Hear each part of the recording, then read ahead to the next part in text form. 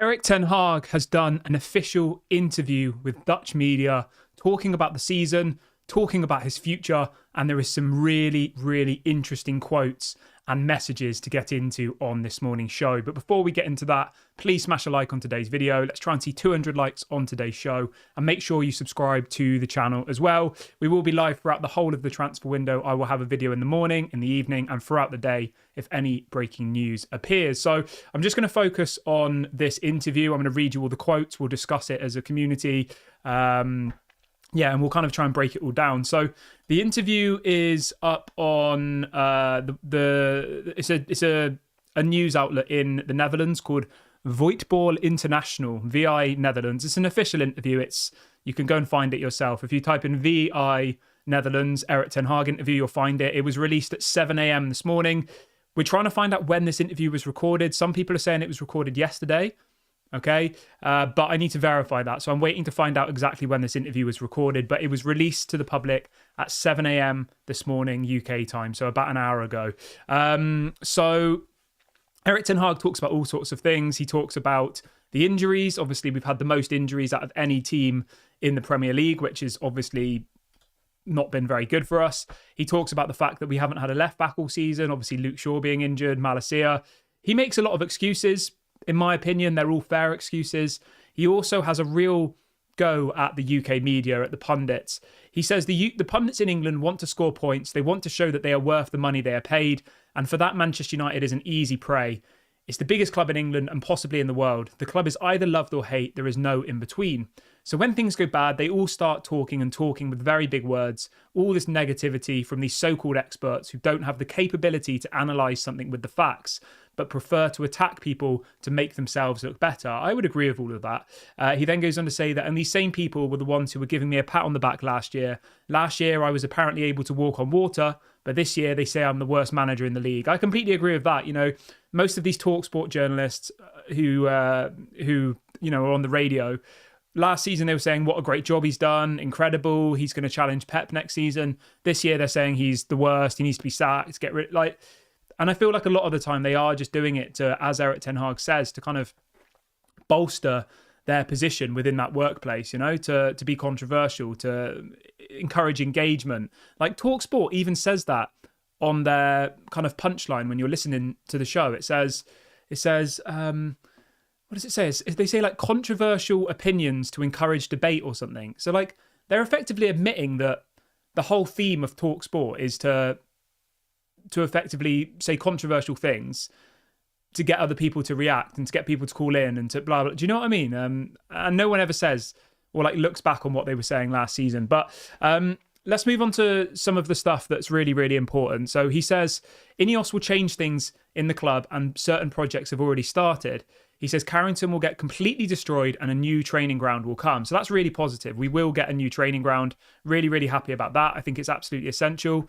Carrington is 10 years, 15 years out of date. Cristiano Ronaldo came, 2 years ago, refused to go in the swimming pool. He said it was a health hazard. He said the gym equipment was the same from when he was here 10 years ago. He said the chefs were the same. He said everything was the same. They've not updated it. They've not upgraded. They've not moved with the time. So a new Carrington is essential. I think that's an absolute bare minimum, to be honest. Like, I don't think that's Ineos doing anything cutting edge. It's them just catching up with the rest. The fact that we're the biggest club in England, one of the biggest clubs in world football, and our training ground is like 10, 15 years behind what a Man City is or another Premier League side is. That's obviously not acceptable. So I think it's good that, that they are going to do that, but it's the bare minimum, really. Erik ten Hag also talks about players. The thing which is really interesting with this interview is he's very much talking about his future. He's very much talking about what the plans are and that, he's having these plans with Ineos. It's not like... So for example, in this quote, Erik ten Hag's asked about signings this summer. He says, we need to sign another striker, and if we can sign another central midfielder and a replacement for Varane, things will look very good again. So he's clearly had those conversations with Ineos about what the priority signings are for the summer, which is a striker, a midfielder, and a centre-back. We need 3 first-team players in those positions, and then maybe some squad players in other positions. So it's really, really interesting, but...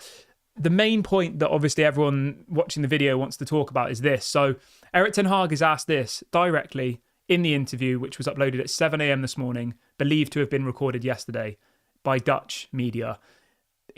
So the interviewer asks him, they say, Erik, what have the owners told you about your future? That's the question we all want to know, isn't it? That's probably why you're watching this video. And the answer is this. He says, Ineos have said they want to change everything, and they have told me that they want to rebuild with me. They have told me this directly. So there's two ways we can look at this, right? Maybe they've lied to him. Maybe they've changed their mind. I don't see why he would come out and say that they want to rebuild with me and they've told me that if it wasn't true. I just don't see what he would benefit from doing that. It only makes him look stupid. This was his opportunity to come out and if he was going to be sacked, he could have thrown them under the bus and said, Ineos don't know what they're doing. Last month they said they wanted to stick with me. Then they said they want someone else. Now they want this. Like, he could have really shined a bad light on them. But for him to come out and say that they've directly told him face to face that they want to rebuild with him and the plan is to rebuild with him, then everything we're hearing from these other journalists is effectively contradicting that, okay? So one of them isn't telling the truth. Now, there is obviously the chance that Ineos have changed their mind. We have to consider that.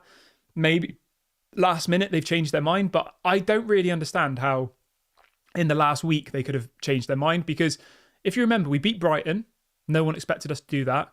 And the week before that, we beat Newcastle. So the last 2 weeks, we've won 2 Premier League games in a row, 2 games that I didn't actually think we were going to win. So if Ineos have decided to sack him, then surely it would have been before these 2 matches, realistically. Because if you finish the season by beating Newcastle, who are a better team than us at the moment, and beating Brighton, who have been a better team than us probably over the last couple of years, from a footballing perspective anyway. Like, the last time we lost was against Arsenal, and that was about 2 or 3 weeks ago. So they either made the decision then and effectively have been lying to Erik ten Hag, saying that they want to keep him, they want to rebuild with him and all the rest of it. Do you see where I'm going with this? It doesn't really make sense. The timelines don't really add up. But yeah, we'll have to wait and see what happens with all of this. That's the main thing that obviously we want to highlight here, is that Ineos have told him directly that they want to rebuild with him. And this is from an interview that was released this morning at 7 a.m. by Dutch media, believed to have been recorded yesterday. So it's very, very confusing. Obviously, Man United haven't said anything officially. BBC or any of the kind of mainstream 100% legit media haven't said anything yet. We've had stuff from The Guardian. We've had stuff from a couple of other places. But we haven't yet had the Fabrizio Romano saying that he's been sacked. We haven't yet had the Laurie Whitwell or The Athletic. So we are still waiting for that.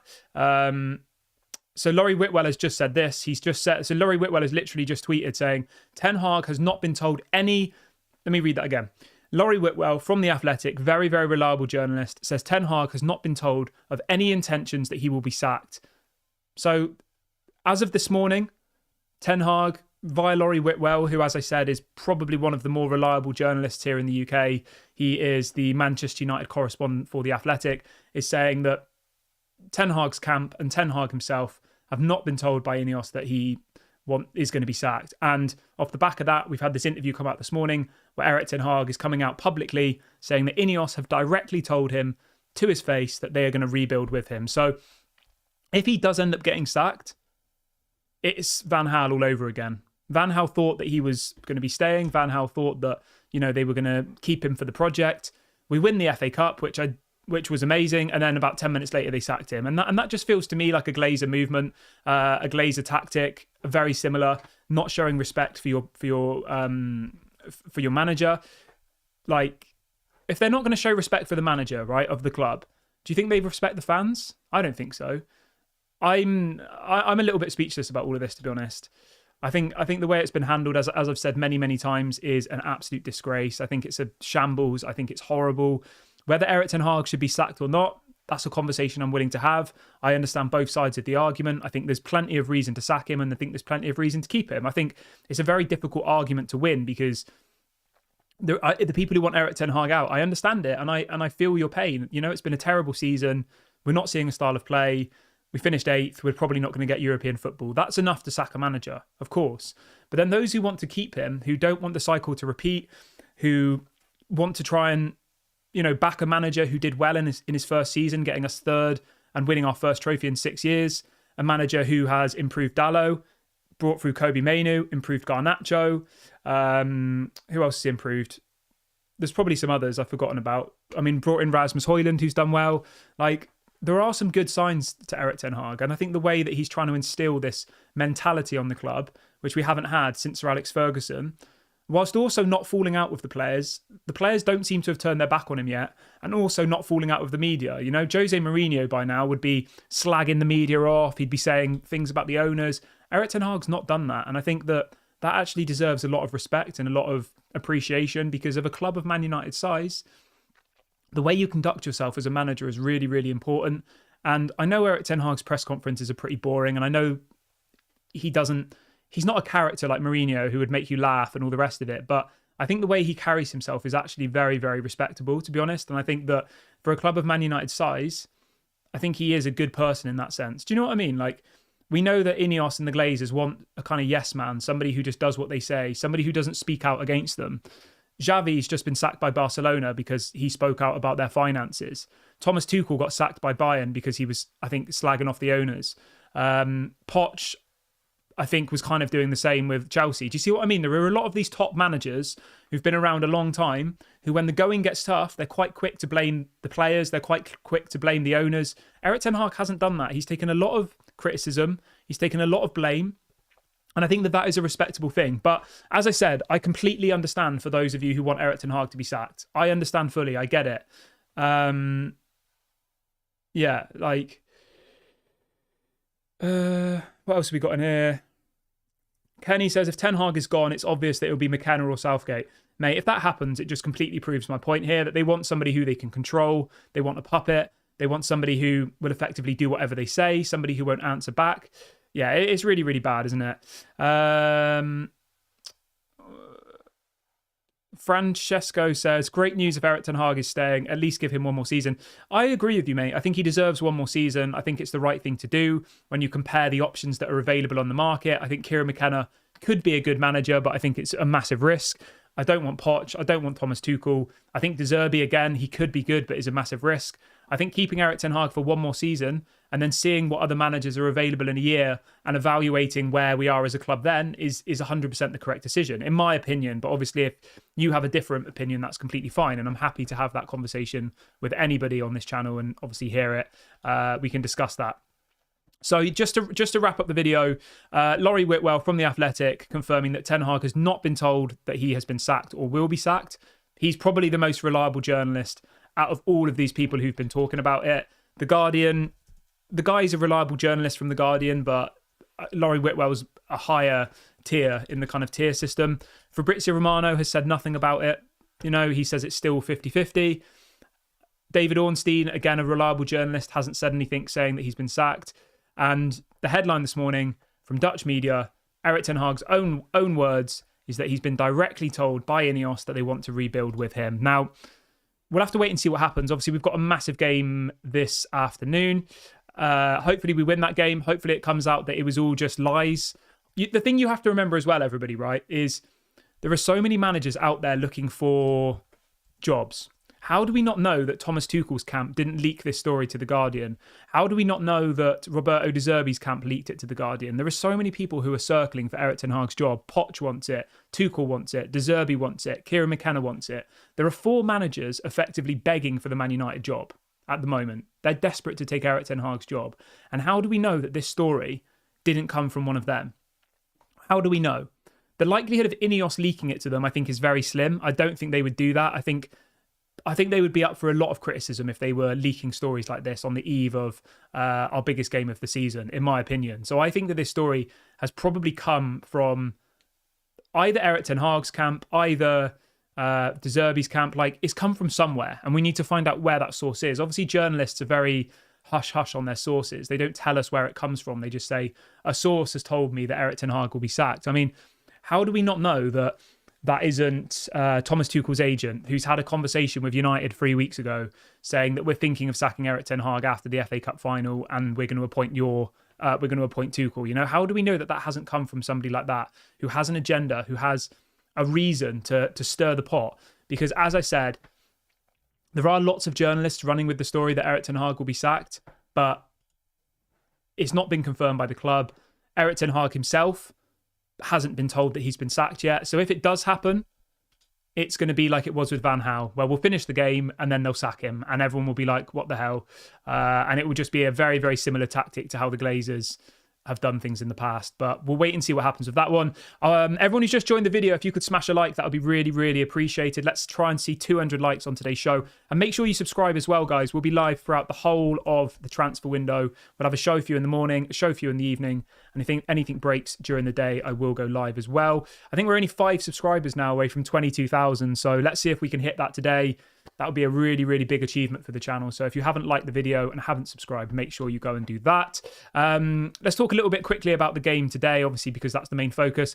I think I'm going to do a watch along for that game as well, guys. If you want me to do a watch along, let me know in the comments section. I'm strongly considering it. I haven't done one for probably about a year, but with it being a big game, I'm considering it. Hopefully we go and get a result. I mean, the likelihood of it, I would say, is slim, maybe 10-15% chance, but yeah, we'll have to wait and see what happens. And the thing I want to ask you guys, all right, to create a bit of conversation is, do you think Ineos have lied to Erik ten Hag?